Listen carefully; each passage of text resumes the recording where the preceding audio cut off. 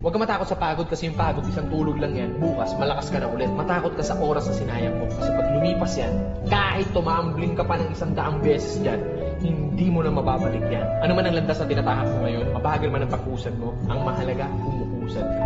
Hindi, nakastuck ka lang sa comfort zone mo, may sablay yun. Kailangan mabagal man yung movement mo, pero hanggang umuusad ako, still.